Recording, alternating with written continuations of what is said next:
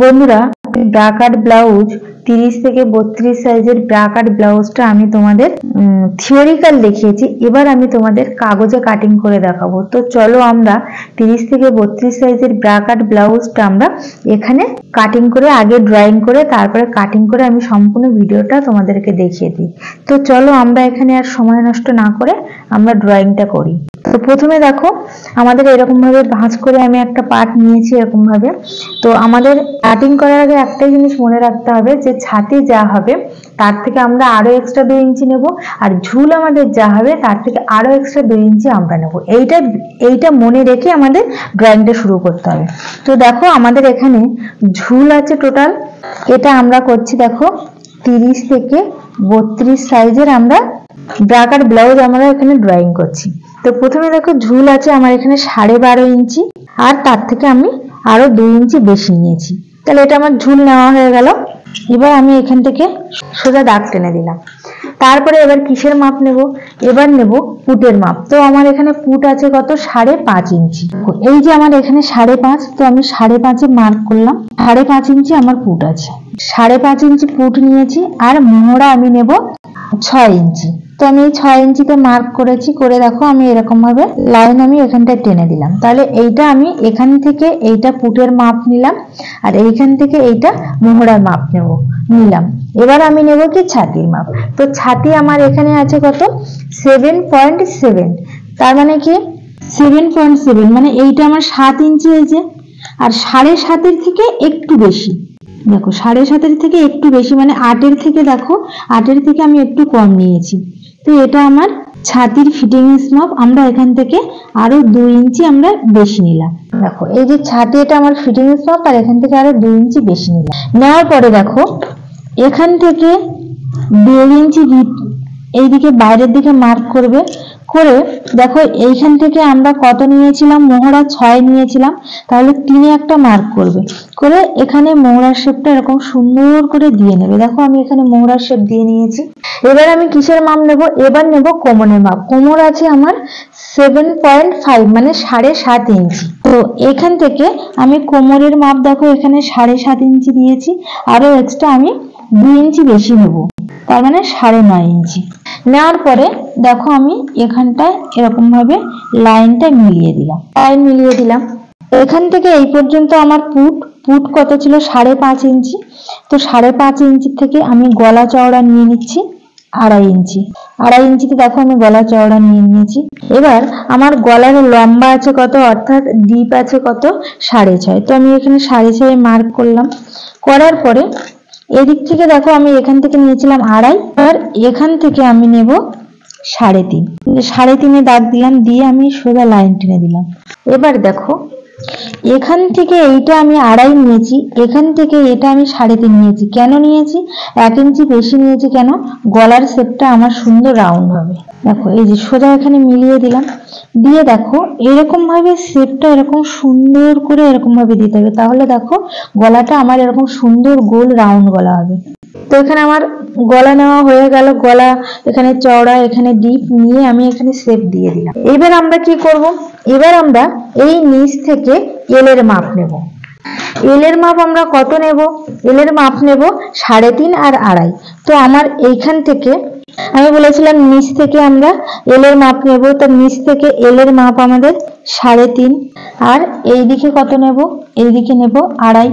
দেখো আমি 2.5 রাখ দিয়ে দিয়েছি। দেওয়ার পরে এখান থেকে দেখো আলতো ভাবে এরকম ভাবে ডট ডট ডট ডট করে আগে এরকম সুন্দর করে দেখো ডট ডট করে দিয়েছি। এবার আমি তার উপরে দিয়ে আস্তে আস্তে এইভাবে আমি লাইনটা এখানে টেনে দেব। তাহলে এটা আমার এল পার্ট। এখান থেকে এটা 3.5, এখান থেকে এটা 2.5। এল পার্ট আমার হয়ে গেল। তারপরে এবার আমি নেব কি বি পার্ট। বি পার্ট নিতে গিয়ে প্রথমে আমাকে কি করতে হবে? উপরের থেকে আমাকে পয়েন্টের নিচে নামাতে হবে। পয়েন্ট কত আছে? 9 ইঞ্চি। 9 ইঞ্চিতে এরকম ভাবে মার্ক করবে। করে 9 ইঞ্চির উপর দিয়ে বি এর মাপ নেবে। বি এর মাপ কত আছে? বি এর মাপ আছে 6.5। বি এর মাপ আছে 6.5, তাহলে আমি 6.5 পর্যন্ত দাগ দিলাম। দিয়ে দেখো এইখান থেকে এরকম ভাবে সোজা একটা দাগ এরকম টেনে দিই। তো আমি টেনে দিলাম। এবার কি করবে? দেখো বিয়ের মাপ কিন্তু আমার নেওয়া হয়ে গেছে। এবার দেখো এই যে গলার আমি ডিপটা নামিয়েছি, এখান থেকে 1.5 ইঞ্চি উপরে একটা আমি মার্ক করব। আর এই যে রাউন্ডটা দিয়েছি এই রাউন্ডের থেকে আমি 2 ইঞ্চি ভিতরে একটা দাগ দেবো, মার্ক করলাম। মার্ক করার পর দেখো ঠিক এরকম আলতো ভাবে এরকম ভাবে নিয়ে আমি এখানে এটা মিলিয়ে দিলাম। এইটা আমার দেওয়া হয়ে গেল। এবার দেখো এই যে আমি বিয়ের মাপ নিয়েছি কত 6.5, 6.5 অর্ধেকে আমাকে দাগ টানতে হবে। 6.5 অর্ধেক কত, এই যে এখানে আমি মিডিলে দেখো মার্ক করেছি, করে এখান থেকে কি করব, এখানে এই 6.5 আমি মিডিলে এখানে মার্ক করেছি, করে এখান থেকে এরকম ভাবে আবার 1.5 ইঞ্চি নিচে এরকম ভাবে মার্ক করবে। করে কি করবে দেখো এইখান থেকে আস্তে আস্তে ডট ডট ডট ডট করে এখানে মিলিয়ে দেবে। এখান থেকে এরকম ভাবে ডট ডট করে এখানে এরকম ভাবে মিলিয়ে দেবে। দেখো এই যে মিলিয়ে দিয়েছি, মিলিয়ে দিলাম। দেওয়ার পরে এইখান থেকে এরকম 0.5 না এখানে মার্ক করবে, করে এরকম ভাবে এইখানটা একটু ক্রস করে দেবে।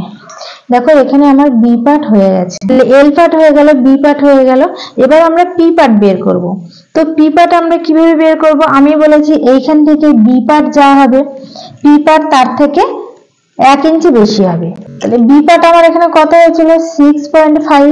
তাহলে এবার পি আমি কত নেব, পি নেব 7.5, 7.5 এ নিলাম। নেওয়ার পরে দেখো এল এর এখান থেকে এই পর্যন্ত কত ছিল 3.5, এখান থেকে 2.5 ছিল। তাহলে আমরা সেম ওই মাপটা এইখানটা করে নেব, 3.5 আর এখান থেকে এটা 2.5। নেওয়ার পরে এখানে আমি দাগ টেনে দিলাম। এখান থেকে আমার দাগ টানতে হবে না, কারণ এটা আমার ভাঁজ লাইন আছে। দেখো তারপরে এখান থেকে আলতো করে এরকম ভাবে এটা আমার পি পার্ট।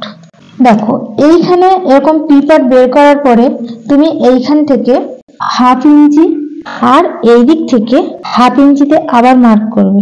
করে কি করবে, এই যে সোজা যে লাইনটা আছে সোজা লাইনের অর্ধেক এখানে আছে 7.5, আর অর্ধেকে আমাকে মার্ক করতে হবে। মার্ক করে এখান থেকে কি করবে, এই মার্ক করে এখান থেকে যে আমি 1/2 ইঞ্চি নিয়েছিলাম এখানে মিলিয়ে দেবে। যেহেতু এই টেকেনটা আমাদেরকে এরকম ভাবে হবে, এরকম ভাবে এখান থেকে 1/2 ইঞ্চি ধরে এখানে এইভাবে মিলিয়ে দেবে। এটা হলো আমাদের পি পার্ট। আর আমাদের বাকি আছে কি, এস পার্ট আমাদের বাকি আছে। এস পার্টটা আমাদের কিভাবে বের করতে হবে, দেখো এখান থেকে এই যে বি পার্ট যেখানে শেষ হয়ে গিয়েছিল সেখান থেকে সোজা দাগটা এই নিচে নামিয়ে দেবে। দেওয়ার পরে দেখো এইটা আমাদের এস পার্ট বেরিয়ে গেছে, এখান থেকে এইটা আমাদের এস। তো বন্ধুরা আমি তোমাদের 30 থেকে 32 সাইজের ব্রাকাট ব্লাউজের ড্রয়িং দেখিয়ে দিলাম। আমার তো মনে হয় যে এর থেকে সোজা আর কিছুই হয় না, আর এত সহজ পদ্ধতিতে কখনোই বোঝানো যায় না। আর এর যে মেজারমেন্ট গুলো আমি তোমাদের ক্যালকুলেশন করে দিয়েছি সেগুলো তোমরা থিওরিক্যালি পেয়ে যাবে। এখানে কিভাবে ড্রয়িং করতে হয় কাগজে বা কাপড়ে আমি তোমাদেরকে সেটাই দেখিয়ে দিলাম। তো যদি এই সুন্দর সহজ সরল পদ্ধতিটা তোমাদের ভালো লাগে তাহলে নিশ্চয়ই তোমরা সাবস্ক্রাইব করবে, আর লাইক কমেন্ট শেয়ার করতে একদমই ভুলবে না। তো চলো এখানে আমি তোমাদের ড্রয়িংটা দেখিয়ে দিয়েছি, এবার আমি দেখিয়ে দেবো এই পার্টটা আমরা কিভাবে কাটিং করব। দেখো বন্ধুরা এখানে আমার এল পার্ট কাটিং হয়ে গেছে, এখানে আমার পি পার্ট কাটিং হয়ে গেছে। এবার দেখো এই দুটো আমি দেখাইনি তোমাদেরকে, এটা একদমই সহজ, শুধু বি পার্টটা একটু কাটিং করার জন্য একটু দেখে নাও। দেখো বি পার্টটা আমরা এরকম ভাবে এরকম যাবে, একদম যেন ভিতরে ঢেকে যাবে না, এরকম ভাবে ভিতরে চলে যাবে না, কারণ এইটা আমাদের এস পার্ট। এখান থেকে ক্রস করে এখানে উঠে যাবে, এখান থেকে ঠিক এই রাউন্ড শেপটা দিয়ে এরকম ভাবে রাউন্ড করে উপরে উঠে যাবে। দেখো আমি উপরে উঠে গেছি রাউন্ড করে, বি পার্টটা কত সুন্দর আমার বেরিয়ে গেল এখানটা।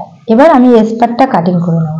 বন্ধুরা দেখো এখানে আমার প্রত্যেকটা পার্ট কাটা কমপ্লিট। এটা এল পার্ট, এটা পি পার্ট, এটা বি পার্ট আর এটা এস।